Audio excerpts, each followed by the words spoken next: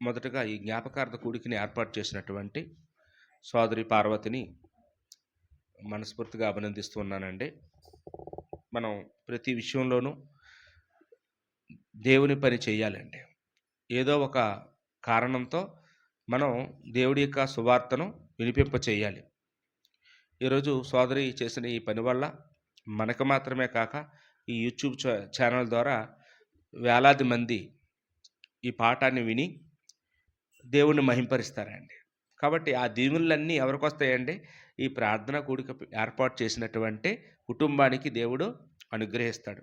కాబట్టి ప్రతి సమయంలో కూడా ఇలాగ మనం ఒక కూడికని ఏర్పాటు చేసుకోవడం అనేది చాలా గొప్ప సంగతి అండి. అయితే ఈరోజు నేను మీకు చెప్పాలనుకున్నటువంటి సందేశం ఏంటంటే, మానవ జనన మరణాల రహస్యం అనే ఓ మంచి విషయాన్ని మీకు తెలియజేయాలనుకుంటున్నానండి. మానవ జనన మరణాల రహస్యము అని. మరణం అంటే ఏంటి? మరణము అనగానే మనకి డిక్షనరీలో ఉన్న అర్థం ఏంటంటే ఎడబాటు అని అర్థం అండి. ఎడబాటు. ఇంగ్లీష్‌లో బైబిల్‌లో ఏముంటదంటే సెపరేషన్ అంటారండి. అంటే ఏంటి? ఏంటి ఎడబాస్తుంది? ఏంటి సెపరేట్ అవుతుంది అంటే శరీరం నుండి ఆత్మ వేరైపోవడాన్ని ఏమన్నారండి? మరణము అన్నారు. చావు అన్నారు. అయితే ఈ మరణం ఎందుకొస్తుందో మనందరికీ తెలియాలండి. మరణం దేవుడి వశంలో ఉంటదండి. మరణం ఎక్కడుంటదమ్మా? దేవుడి వశంలో ఉంటది. దేవుడు నిర్ణయిస్తేనే వస్తదండి. ఎవరికైనా గానీ భూమి మీద ఎవరైనా చనిపోయారు అంటే ఎవరి నిర్ణయం చొప్పున చనిపోయారండి? దేవుడి నిర్ణయం చొప్పున చనిపోయారు. అందుకనే బైబిల్‌లో ఆ మాటలుంటాయండి. మరణం అందరికీ సంప్రాప్తించును. మరణం అందరికీ వచ్చును. ఆ మాటలు అనేక వచనాలు మనకున్నాయి. హెబ్రీ పత్రికలో చూసినప్పుడు 9వ అధ్యాయం 27వ వచనంలో హెబ్రీ పత్రిక 9వ అధ్యాయము 27వ వచనంలో అంటాడు, మనుషులు ఒక్కసారే మృతి పొందవలనని దేవుడు నిర్ణయించెను అనే మాట రాయబడిందండి. మనుషులు ఒక్కసారే మృతి పొందవలనని దేవుడు నిర్ణయించాడట. అంటే ఈ మాటకి అర్థం ఏంటంటే అందరూ ఒకే రోజు చచ్చిపోవాలని కాదు. మనుషులందరూ ఒకే రోజు ఎప్పుడూ చచ్చిపోం. కానీ అందరూ ఒకసారి చచ్చిపోతాం. అంటే ఏంటండి? ఒకేసారి చనిపోం. అంటే ఒకే రోజు చనిపోం. కానీ అందరూ ఒకసారి చచ్చిపోతాం. అంటే ఏ మనిషి 2 సార్లు చచ్చిపోడు అని. ఏవండి? 2 సార్లు పుట్టాం, 2 సార్లు చనిపోం. ఒక్కసారే జన్మిస్తాం, ఒక్కసారే మరణిస్తాం. దాన్ని భౌతిక జన్మ లేక భౌతిక మరణం అని అన్నారండి. ఈ లోకంలో చాలామంది అభిప్రాయం ఏంటంటే, చాలా సార్లు పుడతాం, చాలా సార్లు చనిపోతాం అనుకుంటుంటారు. లోకంలో వాళ్ళకి వాక్యం తెలియకపోవడం వల్ల ఈ విఠలాచార్య సినిమాలు, ఈ ఎవరో ఇతను ఆర్‌జీవి సినిమాలు, రామ్ గోపాల్ వర్మ సినిమాలు చూసి వీళ్ళు ఏమనుకుంటారంటే, ఆ సినిమాల్లో ఏం చెప్తారంటే 7 సార్లు పుట్టినట్టు చూపిస్తుంటారు అలాగా. చచ్చిపోయిన వాళ్ళు మళ్ళీ పుట్టినట్టు, 400 సంవత్సరాల తర్వాత పుట్టినట్టు ఇలాగ చూపిస్తుంటారు. అయన్నీ కథలు, అవన్నీ కల్పనలు. మనిషి చచ్చిపోయిన తర్వాత మళ్ళీ ఎలా పుడతారని అడిగితే ఏమంటారు తెలుసా అండి? పెద్దోళ్ళు, ముసలోళ్ళు చెప్తుంటారు. ఏమంటారండి? లేదు బాబు, మంచి పనులు చేసినోళ్ళందరూ మనుషులుగా పుడతారు మళ్ళీని. ఒకవేళ పాపాలు చేసినోళ్ళందరూ ఈ కాకులుగానో, గెద్దలుగానో, కుక్కలుగానో, నక్కలుగానో, పందులుగానో పుడతారు అని వాళ్ళు నమ్ముతుంటారండి. అదంతా అబద్ధం అండి. ఒకవేళ అదే నిజమైతే పాపం చేయకుండా చచ్చిపోయినోళ్ళు ఎవరైనా చెప్పండి? ఏవండి? ఏ పాపం చేయకుండా ఏ మనిషిని చచ్చిపోతాడా? ఎవరైనా ఉన్నారా అండి? పాపం చేయని మనిషి ఎవరున్నారు? దేవుడొక్కడే పరిశుద్ధుడు. ఏ భేదం లేదు. అందరూ పాపం చేసి దేవుడు అనుగ్రహించే మహిమను పొందలేని వారే. కాబట్టి పాపం లేకుండా ఈ భూమి మీద బతికిన వాళ్ళు ఒక్కరు లేరండి. ఒకవేళ ఆళ్ళు చెప్పినట్లుగానే ఒకవేళ పాపం చేసినోళ్ళందరూ కాకులో, గద్దలో అయిపోతే ఈరోజు మనుషుల కంటే అయ్యే ఎక్కువుండాలి. అవునా కదండీ! ఎందుకంటే అందరూ పాపం చేసి చేస్తున్నారు. ఆ చచ్చినోళ్ళందరూ కాకులో, గద్దలో, పిల్లులో అయితే మనుషుల సంఖ్య ఎక్కువ ఉండాలా? వాటి సంఖ్య ఎక్కువ ఉండాలా? మన ఊరు మొత్తం లెక్కెత్తే కుక్కలు ఎక్కువ ఉంటాయి, మనం ఎక్కువ ఉంటామా? మనమే ఎక్కువ ఉంటాం. కుక్కలే తక్కువ ఉంటాయి. మరి ఆళ్ళు చెప్పిందే రైట్ అయితే అవి ఎక్కువ ఉండాలి మనకంటే. ఏవండి?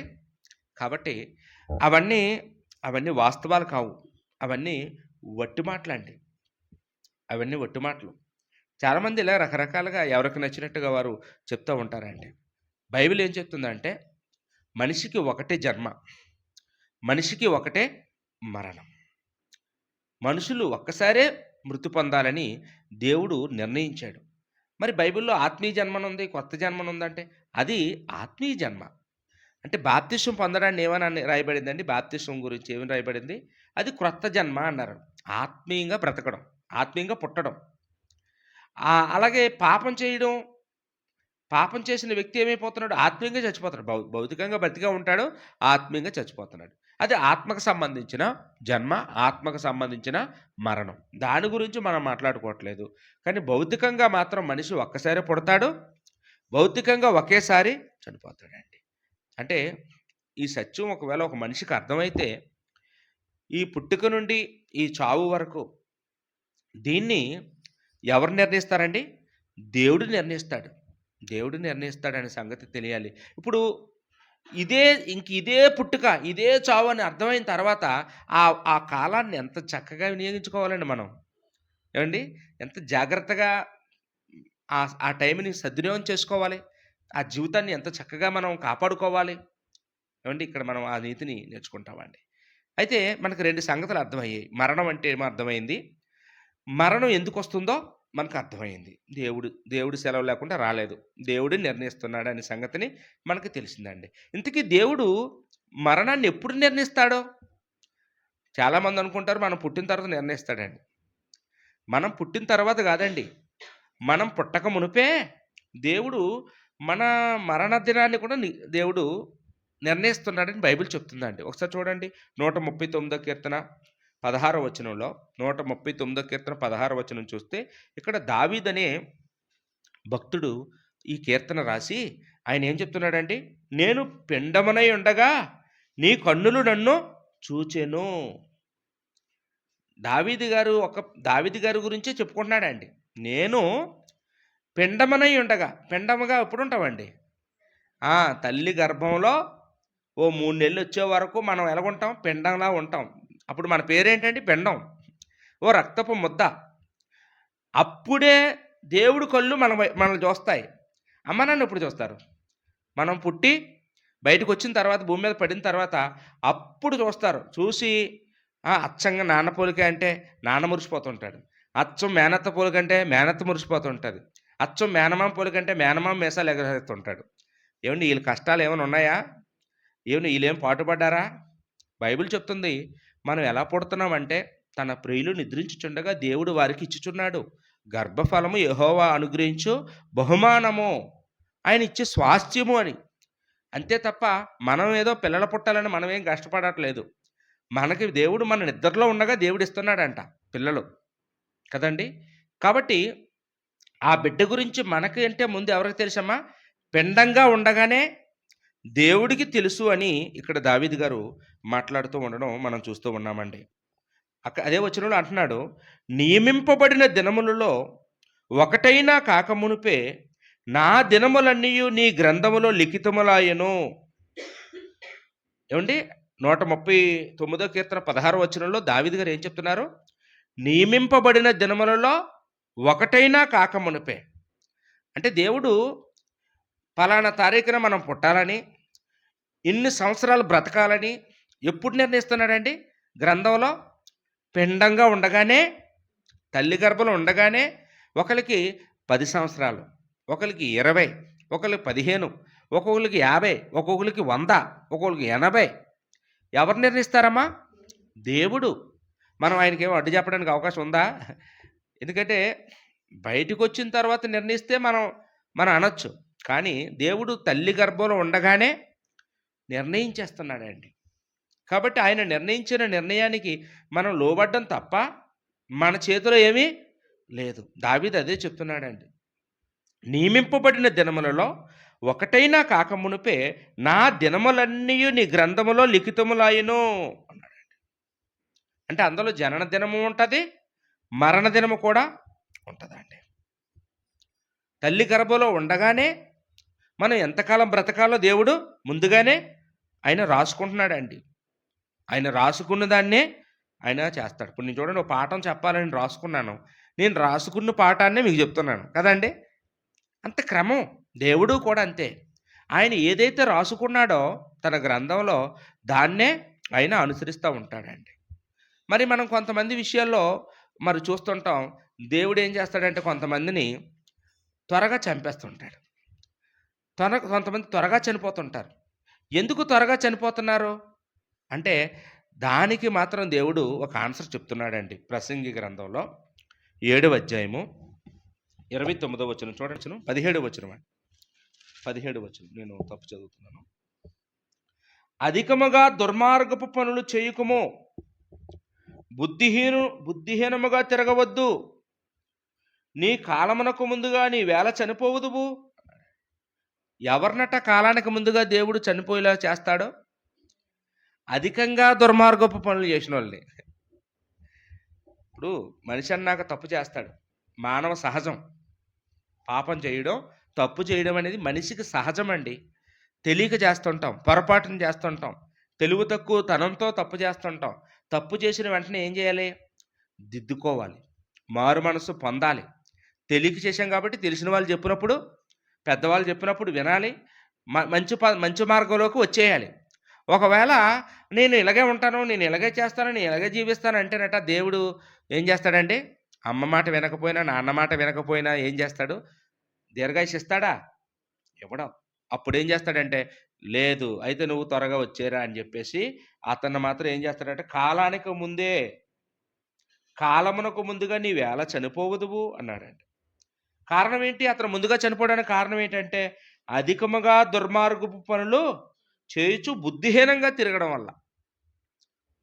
కాబట్టి ఒకవేళ ఎవరినైనా దేవుడు అలా తీసుకెళ్తే ఆయన పాపం చేసిన తర్వాత, పెద్దవాడైన తర్వాత, పాపం చేసిన తర్వాత అతడు దుర్మార్గపు పనులు శాతం ఎక్కువైపోతే అప్పుడు దేవుడు ఏం చేస్తాడంటే అతన్ని తీసుకెళ్ళిపోతాడు, ముందుగా తీసుకెళ్ళిపోతాడు అని బైబిల్ చెప్తుందండి. మరి చిన్న వయసులో చిన్నపిల్లలు చనిపోతే ఏమండి?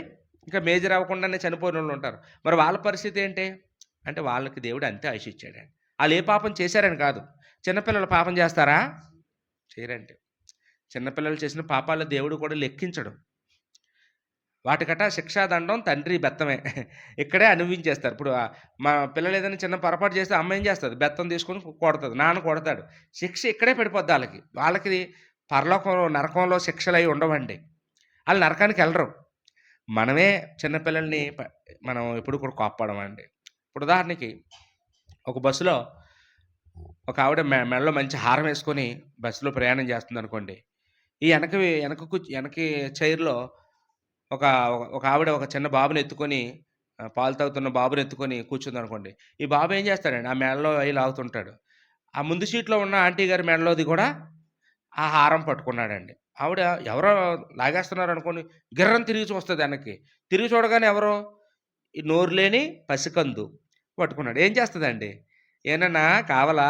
నీకు ఇచ్చేస్తాను, మా ఇంటికి వచ్చేస్తావా అని చెప్పి అతన్ని ఎత్తుకొని కాసేపు ముద్దులాడి చాక్లెటో బిస్కెట్ ఉంటే ఆ బాబు చేతిలో పెట్టి మళ్ళీ వాళ్ళ అమ్మకి ఇచ్చేసి వెళ్ళిపోతుందండి సంతోషంగా.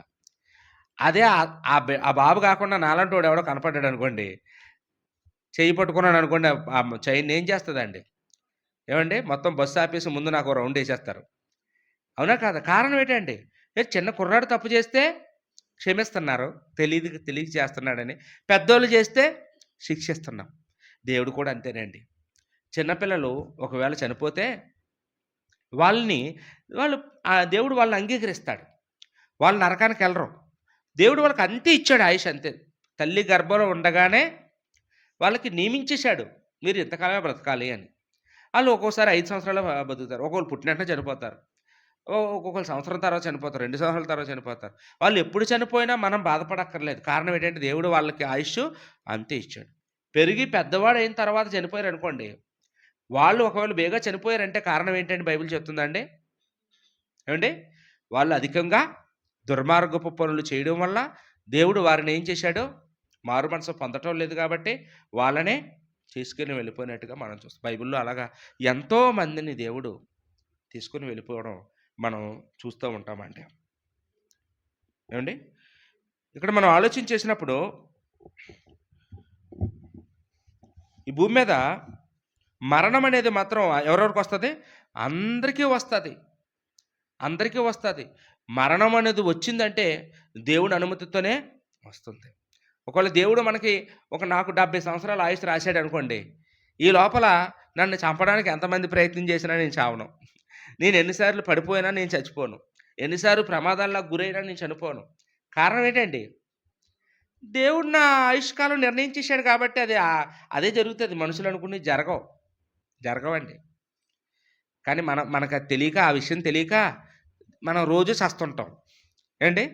ప్రతిరోజు కొంతమంది ఇంక లేచిన దగ్గర నుండి ఎప్పుడు కూడా చావంటే భయపడిపోతుంటారు. ఏవండి? ఎవరైనా పిల్లి ఎదురొచ్చిందనుకోండి, అమ్మో! ఈరోజు నల్ల పిల్లి ఎదురొచ్చింది ఏటవుతదో ఏటో అని చచ్చిపోతాం. బల్లొచ్చి మీద పడింది, అమ్మో! బల్లి పడింది నా మీద ఏటవుతదో ఏటో ఈరోజు నాకు అనుకుంటుంటారు. ఒక విధవరాలు ఎదురొచ్చిందనుకోండి, అయ్యో! విధవరాలు ఎదురొస్తుంది. నాకేమో ఇవాళ నాకు ఏదైపోతదో ఏటో నాకు భయమేసేస్తుందని అనుకుంటుంటారు. ఒకవేళ ఎక్కడికో ప్రయాణం వెళ్తుండగా శవం ఎదురొచ్చిందనుకోండి, ఏటి ఇది ఎదురొచ్చిందేటి? ఈ కత్తి ఎదురొచ్చింది నాకు ఈరోజు. నాకేం పాపం జరుగుతదో, నాకు ఏ ప్రమాదం జరిగిపోద్దో, నేను చచ్చిపోతానేమో అనుకుంటూ ఉంటారు. చాలామంది నిమ్మకాయలు ఎనకలు పట్టుకొని వెళ్తుంటారు. నేను తిరిగి వస్తానో లేదోనని. ఏవండి? ఏదైనా పని చేసేటప్పుడు మంచి చెడ్డలు చూసుకొని చేస్తుంటారు. అంటే ఇవన్నీ ఎందుకంటే చావంటే భయం ఉండడం వల్ల. మరణ భయం. ఈ మరణ భయం ఎవరికుంటదండి? మరణం యెహోవా చేతిలో ఉందని తెలియని వాడికి. మన మరణ దినాన్ని దేవుడు ముందుగా లిఖించాడనే సంగతి తెలియని వాడికి. ఇప్పుడు దేవుడు నన్ను ఈ సంవత్సరమే చంపేయాలనుకుంటే డాక్టర్లు కాపాడగలరా? నా డబ్బు కాపాడగలరా? నా బంధువులు కాపాడగలరా? నా భార్య పిల్లలు కాపాడగలరా? ఏవండి?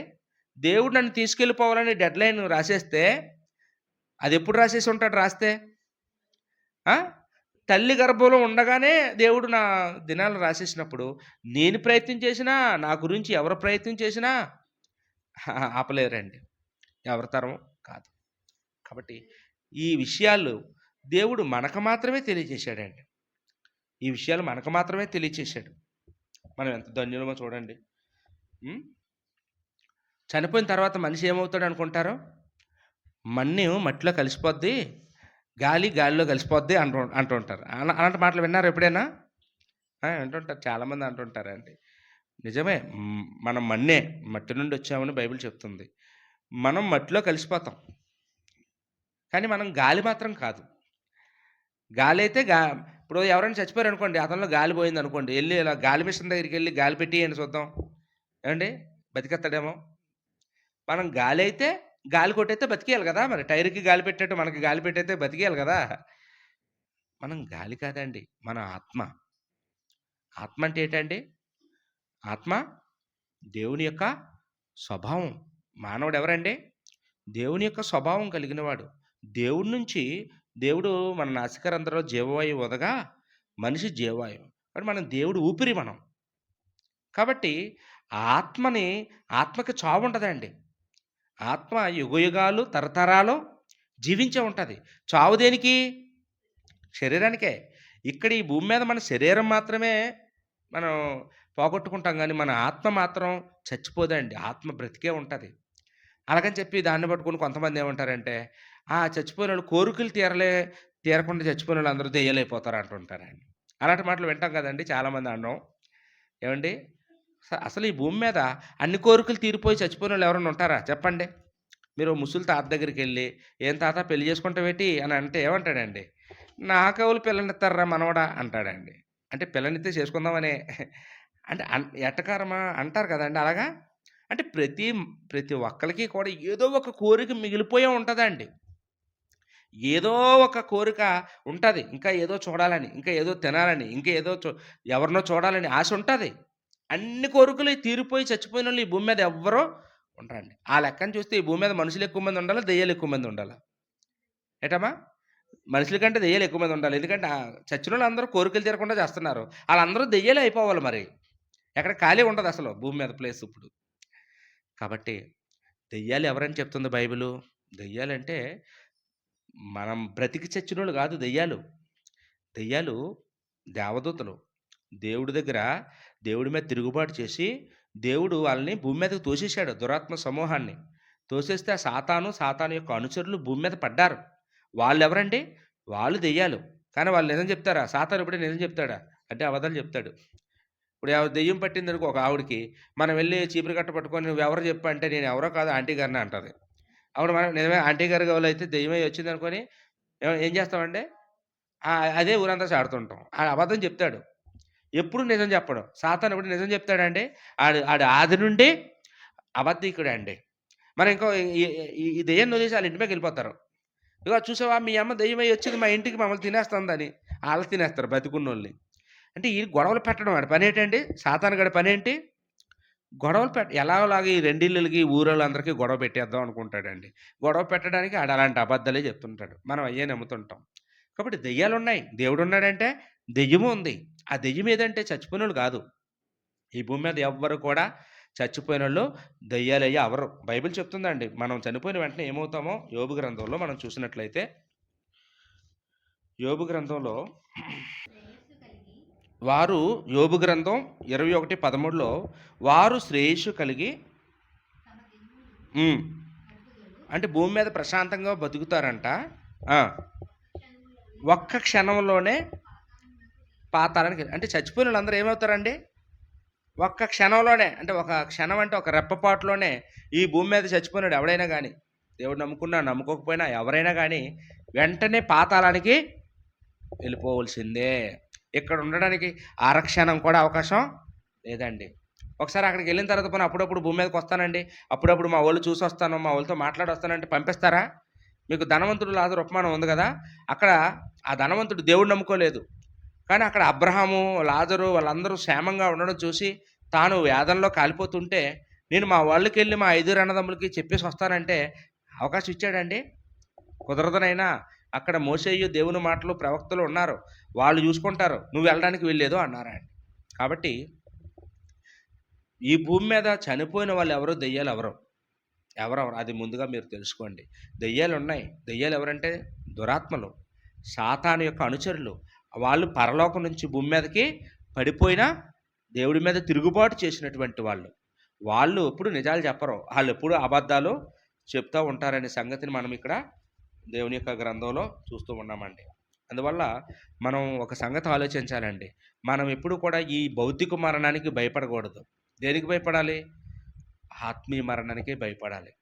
అది దేవుడి నుంచి దూరం చేస్తది మనల్ని. అది మనల్ని నిత్యాగ్నిలోనికి, నరకంలో వేయిస్తది. కాబట్టి ఆ చావంటే భయపడాలి గానీ, ఈ భౌతిక మరణం అంటే భయపడకూడదండి. అందుకే యేసుక్రీస్తు వారు మత్తయి సువార్త 10:28 ఏమన్నారు? ఆత్మను చంపనేరక దేహమునే చంపువారికి భయపడకుడి. ఆత్మయు దేహమును నరకంలో వేయువాడికి మిక్కిలి భయపడండి అన్నాడండి. కాబట్టి ఆ ఆత్మని నరకంలో వేసేది ఎవరు? దేవుడు. ఆ దేవుడికి భయపడదాం. ఈ లోకంలో ఎవ్వరికీ కూడా మనం భయపడవలసిన పని లేదు. కాబట్టి మానవుడంటే ఆత్మ. అసలు వ్యక్తి ఆత్మ. ఆత్మే తప్ప శరీరం ఏమీ చేయలేదండి. సరిపోయిన శవం ఏది చేయలేదు. యోహాను సువార్తలో 6:63 చూస్తే ఆత్మయే జీవింపజేయుచున్నది, శరీరము కేవలము నిష్ప్రయోజనము అన్నాడండి. కాబట్టి శరీరాన్ని నడిపించేది, శరీరంతో మాట్లాడించేది, శరీరంతో ఏదైనా పని చేయించేది ఏదంటే లోపల అసలు వ్యక్తి ఎవరమ్మా? ఆత్మ. ఆ ఆత్మే గొప్పది. ఆ ఆత్మ ఎప్పుడైతే మనలోంచి బయటికి వెళ్ళిపోయిందో ఇంక ఈ శరీరం ఎందుకు పనికిరాదు, ఏమీ చేయలేదు. కొంతమంది చనిపోయినప్పుడు మనకు ఆశ్చర్యం వేస్తూ ఉంటుంది. అయ్యోరా మీ సేవకులు వచ్చారు, సేవకులకు వందనాలు చెప్పరా అంటుంటారు చచ్చిపోయిన వాళ్ళని. ఏమంటే శవానికి చుట్టాలు పరిచయం చేస్తుంటారు. మీ పెద్దమ్మ వచ్చిందిరా, మీ పెదనాన్న వచ్చాడా అని ఏడుస్తూ ఉంటారు. లెగిస్తారా? ఏమైనా మాట్లాడతారండి? అసలు అలాంటి మాటలు మాట్లాడుతున్నాం అంటే మనకు వాక్యం తెలియదని అర్థం. అక్కడ మన ఇంట్లో వాళ్ళు ఎవరైనా చనిపోయినప్పుడు మనం అలాంటి మాటలు మాట్లాడామనుకో, లెగు, మాట్లాడు, వచ్చారు అంటే చచ్చిపోయిన శవం ఏమైనా మాట్లాడుతుందా అండి? అది వట్టిది. ఆత్మయే జీవింపజేస్తుంది. శరీరము కేవలము నిష్ప్రయోజనమైనది. అది ఎందుకు పనికిరాదు. అది ఉలకదు, పలకదు, మాట్లాడలేదు. దానికి విలువ లేదు. అందుకే తీసుకొచ్చి గడ్డి మీద వేసేస్తాం. అప్పటి వరకు ఇంట్లో బెడ్ మీద ఉంచుతాం. ఒకసారి గడ్డి మీద వేస్తాం. కారణం ఏంటి? విలువ పోయింది కాబట్టి. అప్పటి వరకు ఆయన, ఈవిడ అనేది ఒక్కసారిగా దాన్ని దీన్ని అంటాం. ఎందువల్ల? శవం అయిపోయింది కాబట్టి. దాన్ని బాడీ అంటాం. కాబట్టి విలువ ఉండదు. స్నానం చేయించినప్పుడు ఆ స్నానం చేయించిన పేరుతో ఒంటి మీద నగలన్నీ లాగేస్తుంటారు. ఏమండి? ఒక్కోటి ఊడు రాకపోతే తెంపేస్తుంటారు. ఎందుకు? విలువ లేదు. దానికి విలువ లేదు. దానికి నొప్పి పెడుతుందా? ఏముండదు. అంటే ఇవన్నీ మనుషులందరికీ తెలియవా? అందరికీ తెలుసండి. ఈ భూమి మీద ఉన్న మనుషులందరికీ తెలుసు. చావు అనేది వస్తుందని ఎంతమందికి తెలుసమ్మా? ఈ భూమి మీద ఉన్న మనుషులందరికీ కూడా తెలుసు. కానీ మనుషులందరికీ తెలియలేనిది ఏంటో తెలుసా? మరణం తర్వాత మరో జీవితం ఉందనే సంగతి మాత్రం మనుషులకి తెలియదండి. ప్రసంగి గ్రంథంలో 9వ అధ్యాయం 5వ వచనంలో ఆ మాట మనం చూస్తామండి. ప్రసంగి గ్రంథం 9వ అధ్యాయం 5వ వచనం చూడండమ్మా.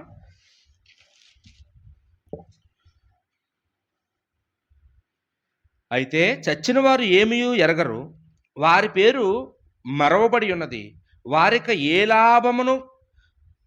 ఇక ఏ లాభమును కలగదు, వారిక ప్రేమింపరు, పగపెట్టుకొనరు, అసూయపడరు, సూర్యుని కింద జరుగు వాటిలో దేని యందు వారికి ఇక ఎప్పటికీ వంతు లేదు. ఏమండి, చచ్చిపోయిన వాళ్ళు ఏమైనా పగపడతారా? బైబిల్ ఏం చెప్తుందమ్మా? పగపడతారని చెప్తుందా? పగపట్టరంటుందా? పగపట్టరంట. పోనీ ప్రేమ చూపిస్తారా? అమ్మ, ప్రేమ కూడా చూపించరు. మరి నాకు కళ వస్తుంది అంటది ఒక ఆవిడ. నీ భ్రమ ఏమండి, నీ ఇల్యూజినేషన్. నువ్వు ఎక్కువ ఊహించుకోవడం వల్ల, నువ్వు ఎక్కువ అదే తలంపులో ఉండడం వల్ల నీకు అవి వస్తుంటాయి. విస్తారమైన ప్రయాస ఏదైతే పడతామో మనకు అదే కళ్ళలోకి వస్తుంటాయి. రోజంతా దేని గురించి ఆలోచిస్తామో మన నిద్రలో అయ్యే మనం ఊహించుకుంటూ ఉంటాం తప్ప ఇవేవి కూడా జరగవండి. చచ్చిపోయిన వాళ్ళు నీ దగ్గరికి వచ్చి నీ పేకా పట్టుకోరు, నీకు అన్నము తినిపించరు. చనిపోయిన తర్వాత ఇంకా అది ఏముండదు. బైబిల్ చెప్తున్న మాట అది. వారిక ప్రేమింపరో, పగపెట్టుకొనరో, అసూయపడరో, సూర్యుని కింద జరుగు వాటిలో దేని యందు వారికి ఇక ఎప్పటికీ వంతు లేదు. ఈ భూమి మీద ఏం జరిగినా సరే వాళ్ళు ఏమీ పట్టించుకోరండి. వాళ్ళకి సంబంధం లేదు. ఇప్పుడు వాళ్ళు ఎక్కడున్నారు? పాతాళంలో ఉన్నారు. పాతాళంలో కూడా 2 భాగాలు ఉంటాయి. ఏంటమ్మా? పరదేశు, పాతాళం. పరదేశంలోనేమో విశ్వాసులు, దేవుణ్ణి నమ్ముకుని బాప్తిసం పొందుకుని చనిపోయిన వాళ్ళు పరదేశంలో ఉంటారు. దేవుణ్ణి విశ్వసించకుండా చనిపోయిన వాళ్ళు ఆ పాతాళం అనే వేదనకరమైన స్థితిలో ఉంటారు. ఆ 2 చోట్లకి వెళ్ళిన వాళ్ళు ఎవరో కూడా మళ్ళీ ఇక్కడికి రావడానికి అవకాశం లేదు అని బైబిల్ మనకి తేటగా చెప్తూ ఉందండి. రైట్.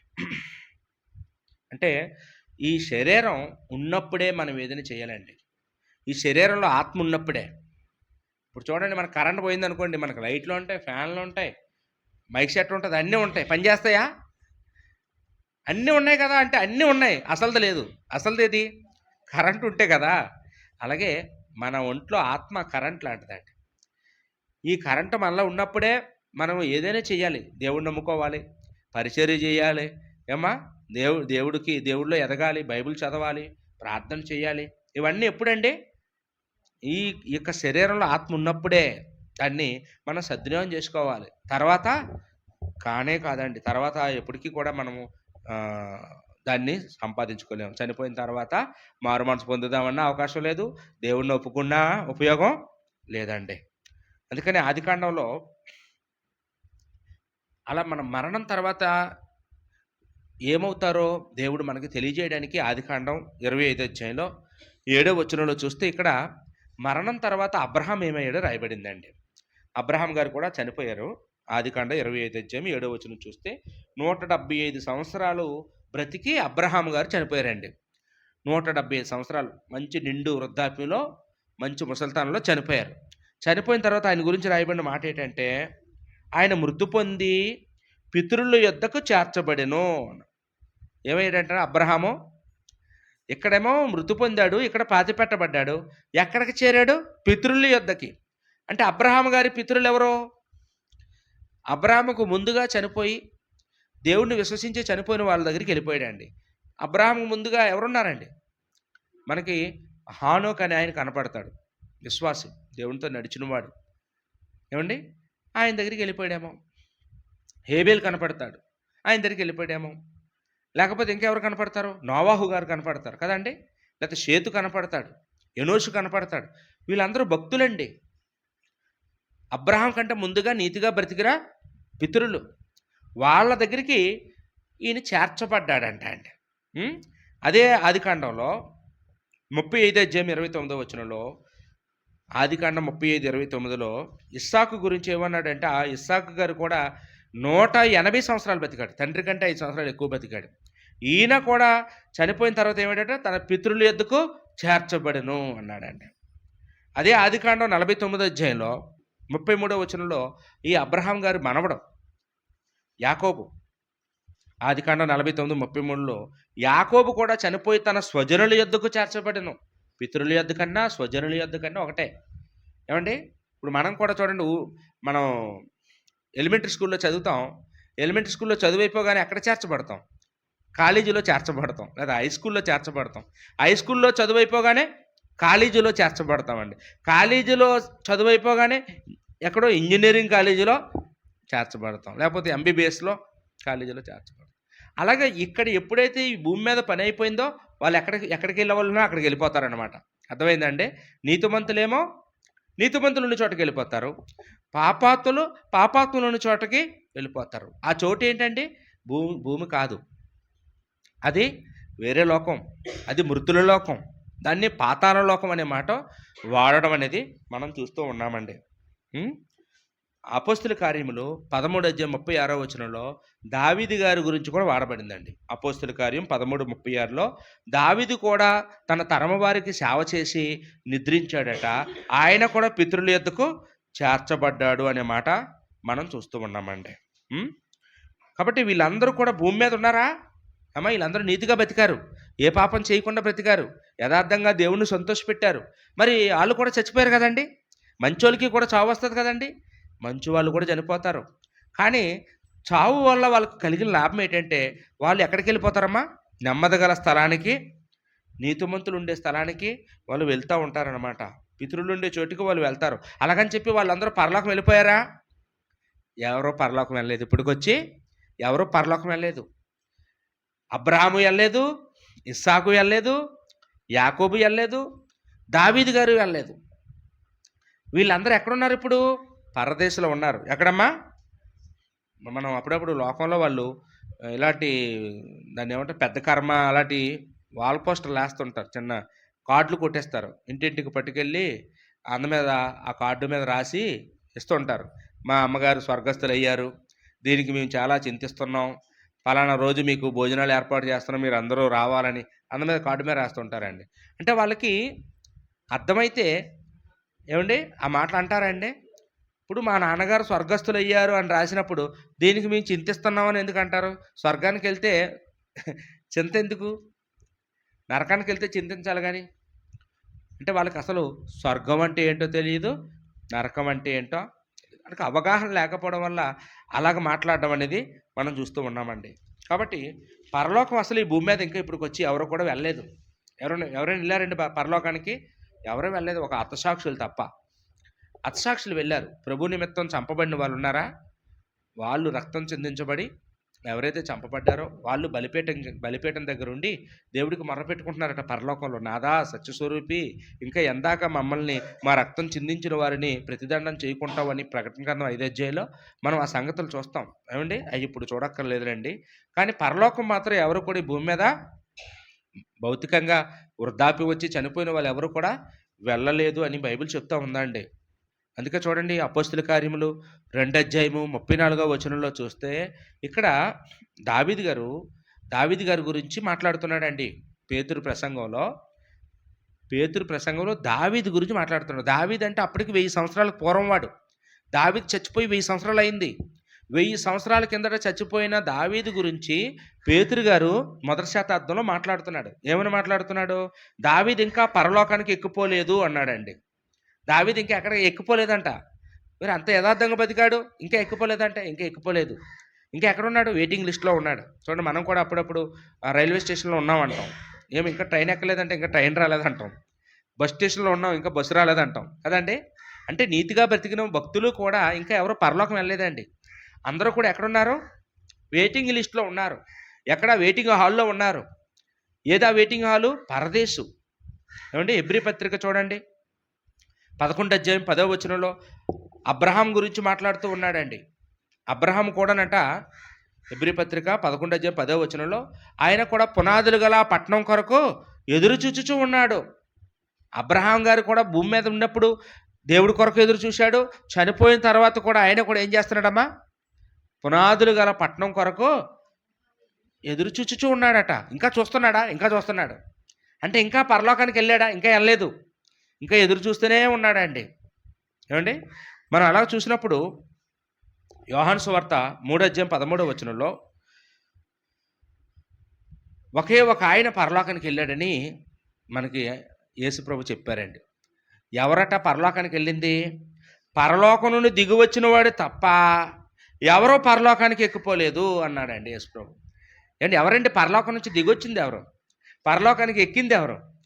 వచ్చినవాడు ఒకడే, వెళ్ళినవాడు ఒకడే. అందుకే ఆయనే నెంబర్ 1. ఎవరండి? ఆయనకే తోవ తెలుసు. పరలోకానికి ఎవరికి తోవ తెలియదు. ఎందుకంటే అక్కడ నుండి ఎవరు రాలేదు, ఇంక ఇప్పుడు వచ్చి ఎవరు అక్కడికి వెళ్ళలేదు. అక్కడి నుంచి వచ్చింది, అక్కడికి వెళ్ళింది ఎవరంటే యేసుక్రీస్తు వారు. అందుకే నేనే మార్గమో, నేనే సత్యమో, నేనే జీవం అన్నారు. కాబట్టి అందరూ యేసుప్రభుని నమ్ముకుంటే ఆయన ఆల్రెడీగా పరలోకం నుంచి వచ్చి పరలోకానికి వెళ్ళాడు కాబట్టి మనల్ని అందరినీ కూడా మళ్ళీ రెండో రాకడలో వచ్చి మనల్ని ఆయన తనతో పాటు పరలోకానికి తీసుకొని వెళ్తారండి. అప్పటి వరకు మరి ఎవరైనా కానీ భూమి మీద విశ్వాస వీరులందరూ కూడా ఏమయ్యారండి? వారు లేకుండా వీళ్ళు ఇంకా దేవుడు విశ్వాస వీరుల్ని కూడా సంపూర్ణులుగా చేయలేదండి. ఇంకా వాళ్ళు కూడా అక్కడ సిద్ధపడి రెడీగా ఉన్నారు. ఎప్పుడు యేసుప్రభు వస్తాడా, ఎప్పుడు ఈ భూమి మీద ఉన్నవారిని మమ్మల్ని కలిపి పరలోకాన్ని తీసుకెళ్తాడా అని వాళ్ళందరూ కూడానట అక్కడ బహుమానం ఇంకా పొందుకోకుండా అలా రెడీగా ఉన్నట్టుగా మనకి హెబ్రీ పత్రికలో ఆ సంగతులు మనం చూస్తామండి. పరలోకానికి వెళ్ళిపోలేదు అనే సంగతిని ఇక్కడ మనము ఆలోచించేస్తూ ఉన్నామండి. యేసుక్రీస్తు వారు రెండో రాకడలో వచ్చినప్పుడు అప్పుడు మత్తయి సువార్త 25:34 అప్పుడు యేసుక్రీస్తు వారు ఆహ్వానిస్తారండి. బలా నమ్మకమైన నా తండ్రి చేత ఆశీర్వదించబడినవాడా అని అలా ఆశీర్వదించి రండి, లోకం పుట్టక మునుపు మీ కొరకు సిద్ధపరచబడిన రాజ్యాన్ని స్వతంత్రించుకోండి అని తీసుకెళ్ళిపోతారండి. అంటే అప్పటి వరకు కూడా మనం ఎదురు చూస్తూ ఉండాలి. యేసుక్రీస్తు వారు రెండో రాకడ వరకు ఎదురు చూస్తూ ఉండాలి. ఆయన మన కొరకు స్థలము సిద్ధపరిచి వెళ్ళాడంట అండి. మీరు మీ హృదయాలు కలవరపడనివ్వకండి అన్నాడా? యోహాను 13 మొదటి నుంచి చూస్తే మీ హృదయాలు కలవరపడనివ్వకండి, మీరు నిబ్బరంగా ఉండండి, నేను మళ్ళా వస్తాను, మిమ్మల్ని నేనుండే చోటుకి మిమ్మల్ని నేను తీసుకొని వెళ్తాను అని ఇక్కడ చెప్పాడండి. కాబట్టి ఈ భూమి మీద ఉన్నంత కాలం మనం సిద్ధపడాలి. మన మరణం గురించి మనం ఎప్పుడూ ఆలోచించకూడదు. ప్రతిరోజు ఇదే నా చివరి రోజు అనుకొని ధైర్యంగా బ్రతికేయడమే, ఆ రోజుని సద్వినియోగం చేసుకోవడమే, వేస్ట్ చేయకుండా. ఏమండి? మనం ఏడ్చుకుంటూనో బుర్రపాడు చేసుకుంటూనో ఏ పని చేయడం మానేసి ఇషారం పట్టేసి అలా ఉంటే అది దేవుడు మెచ్చుకోడండి. కాబట్టి మనం ధైర్యంగా ఉండాలి. మనకి చావు అనేది దేవుడు నిర్ణయించాడు. మనం ఎవరైనా ఈ భూమి మీద ఉన్న వాళ్ళందరమీ కూడా తల్లిదండ్రులైనా పిల్లలైనా ఎవరైనా కానీ అందరూ చచ్చిపోవలసిన వాళ్ళమే. ఒకరోజు వెనక ముందు అవుతుంది. అందరము ఈ భూమి మీద ఎవ్వరూ కూడా బ్రతికుండరు, అందరూ చనిపోతాం ఒకరోజు. ప్రతి మనిషికి మరణం ఉందని బైబిల్ చెప్తా ఉందండి. కాబట్టి అది దేవుడు తల్లి గర్భంలో ఉండగానే నిర్ణయించిందనే సంగతిని మీరు ఆలోచన చేయాలి. కాబట్టి మరి ఈ మాటలు చొప్పున మరి మిమ్మల్ని ఆదరిస్తూ నన్ను నేను ధైర్యపరుచుకుంటూ మిమ్మల్ని అందరినీ ధైర్యపరిచానండి. మరి ఓపికగా వాక్యమని మీ అందరికీ వందనాలు చెల్లిస్తూ ఈ కార్యక్రమాన్ని ఏర్పాటు చేసినటువంటి సోదరికి ఆయన కుటుంబానికి వందనాలు చెల్లిస్తూ ముగిస్తున్నాను. వందనాలు.